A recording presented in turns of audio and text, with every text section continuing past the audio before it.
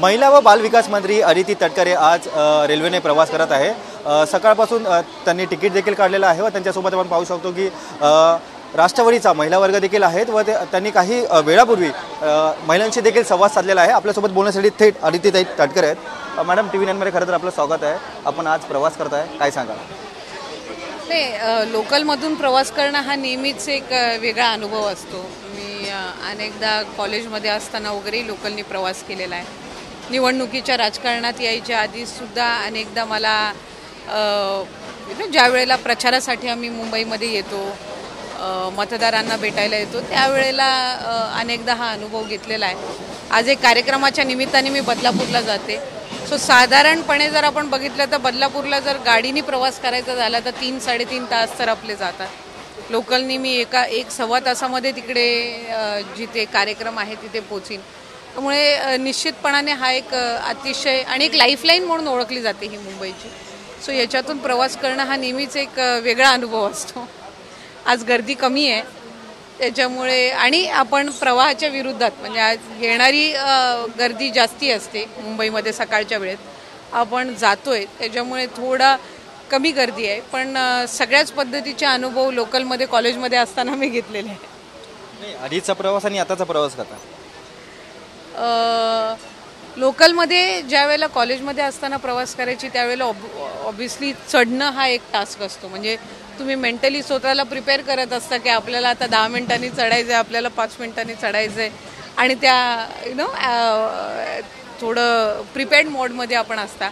आज ऑब्व्हियसली गर्दी थोडी कमी होती, त्याच्यामुळे आपल्याला तो एक सुखद अनुभव होता आज चढणं।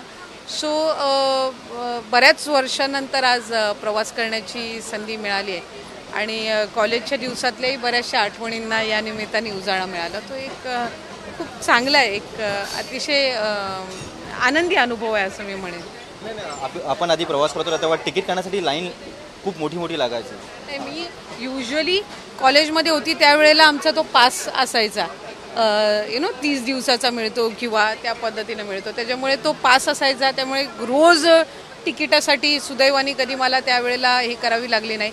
एखाद वेळेला जर राहून गेला तर हां, तिकिटासाठी हे लागायची, पण कॉलेजचे मित्रमैत्रिणी असायचे, त्याच्यामुळे तो एक ठरलेला वेळ आणि ती स्लॉट असायचा, त्यामुळे तो एक वेगळा अनुभव होता। ऑब्व्हियसली आज इथं प्रोटोकॉल आहेत, बाकी सगळ्या गोष्टी असल्यात, त्याच्यामुळे थोडं एक सुखकर होऊन जातं। पण मी दोन्ही अनुभव घेतलेले असल्यामुळे दोन्ही प्रवासातली तफावत ही निश्चितपणाने आपल्याला लक्षात येत असते। त्यामुळे तोही अनुभव आयुष्यामध्ये गरजेचा असतो। हा अनुभव हा सगळ्यांना येत नाही, पण हाही अनुभव आज आलेला जो आहे हा निश्चितपणाने चांगलाच आहे। आपण प्रवास करताना काही महिलांसोबत चर्चा देखील केलेली आहे, तर काय वाटतं त्यांचे काही प्रश्न असतील? नाही, काही तिथे जे आहेत त्यांच्यासोबत मला चर्चा करता आली। आता या आपल्या चर्चेनंतर किंवा आपल्या या इंटरव्ह्यूनंतरही मी प्रयत्न करीन की अधिक यांच्यासोबत चर्चा करणं। इथे जे TC होते, इतर जे सगळे होते, यांच्यासोबत मी थोडा संवाद साधला की त्यांना इतर वेळेला, म्हणजे लोकल्समध्ये जर आपण बघितलं तर तसं पाहायला गेलं तर यंत्रणेवर पण सकाळपासून अतिशय रात्रीपर्यंत हा खूप ताण असतो। अनेकदा महिलांसाठी राखीव असणारे जे डबे असतात किंवा जे कंपार्टमेंट्स असतात, इथं काही येणारे वेगवेगळे अनुभव असतात, इथल्या यंत्रणेला काही येणारे वेगवेगळे अनुभव असतात, तर त्या निमित्ताने त्यांच्यासोबत मला सकाळी येत असताना संवाद साधण्याची संधी मिळाली। आपली ही इंटरव्ह्यू झाल्यानंतर अधिक मी निश्चितपणाने महिलांसोबत संवाद साधण्याचा प्रयत्न करेन। काय वाटतं, महिलांचे अजून काही गंभीर प्रश्न आहेत का रेल्वेला धरून?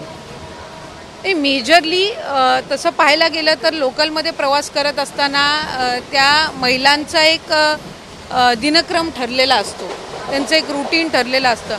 त्यांना माहिती असतं की आपण 1 मिनिट जरी याच्यामध्ये लेट झालो तरी आपली ट्रेन मिस होणार आहे। त्याच्यामुळे टाईम मॅनेजमेंटमध्ये मला वाटते महिला या नेहमीच उजव्या असतात। बऱ्याचशा वेळेला लोकलमध्ये प्रवास करणाऱ्या महिला जॉबसाठी ऑब्व्हियसली त्या घर सांभाळून काम करत असतात, त्यामुळे त्यांच्या सकाळच्या घरातल्या सगळ्या जबाबदाऱ्या त्या आटपून ते त्यांच्या कामावर जात असतात।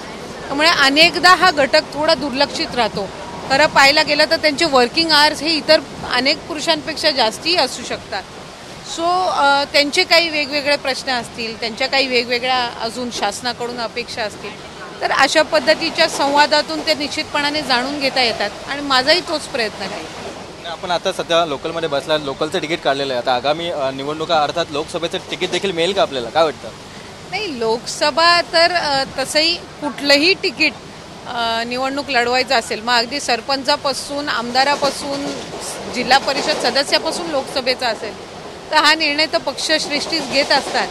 त्याच्यामुळे पक्षश्रेष्ठी ठरवतील कुठल्या उमेदवाराला कुठे आणि कधी संधी द्यायची. धन्यवाद. आपण पाहू शकतो की एका कार्यक्रमानिमित्त मला जायचं होतं, त्यासाठी मी लोकलचा मार्ग निवडलेला आहे, अशी प्रतिक्रिया बालविकास मंत्री अदितीताई तटकरे यांनी व्यक्त केलेली आहे. कॅमेरा पर्सन मिलिंदसह मी रवी कराड, TV9 मराठी, मुंबई.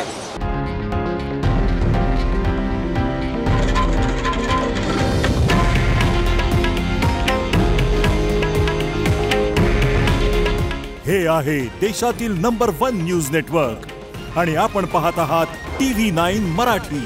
काळजी तुमची, हित महाराष्ट्राचं.